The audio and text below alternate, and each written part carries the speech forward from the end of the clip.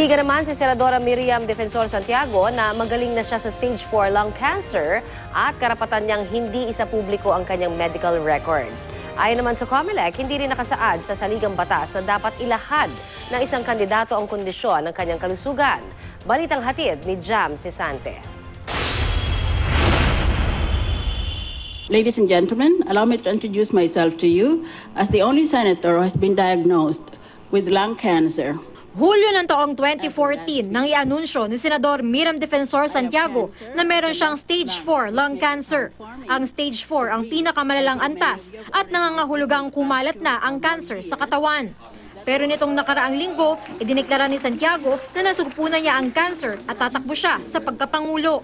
Hiling tuloy ng doktor na si Dr. Silvia Claudio, ilabas ng senadora ang kanyang medical records ukol sa naturang sakit upang maging malinaw sa publiko ang estado ng kanyang kalusugan.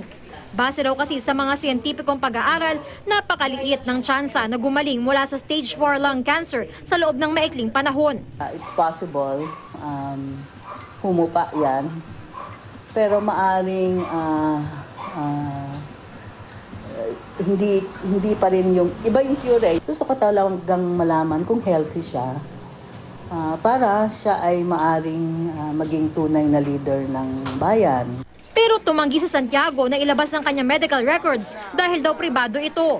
Pwede raw humiling si Claudio ng records sa ospital ni Santiago pero meron din daw confidentiality sa pagitan ng doktor at pasyente. That is my right to privacy. Ngayon, kung sa tingin niya sinungaling ako, karapatan niya yun. Pero wala tayong karapatan na ulit tumatakbo ang tao pagka-presidente. Pilitin na natin ilabas hindi lamang medical records niya, pati pa lahat ng records niya. Kasi magiging violation of human rights yun. Nanindigan ng senadora na dineklara na ng kanyang mga doktor na magaling na siya matapos ang may isang taong pagpapagamot. Hindi natin alam sino yung babaeng yun at kung gusto lang niyang mag-skandalo sa kampanya ko.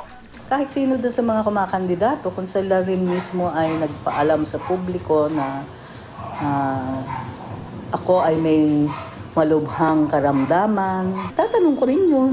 Ayon sa Commission on Elections, hindi requirement sa saligang batas na isapubliko ng isang kandidato ang estado ng kanyang kalusugan. Pero kapag ang isang kandidato ay nahalal na presidente, dapat niya ipaalam sa publiko kung meron siyang iniindang malubhang sakit. Meron again issue on number one, right of public to know, and especially if you're a seeking public office, kumbaga you're opening yourself up to public scrutiny. But on the other hand, there is also the right to privacy. Jam Sisante, GMA News.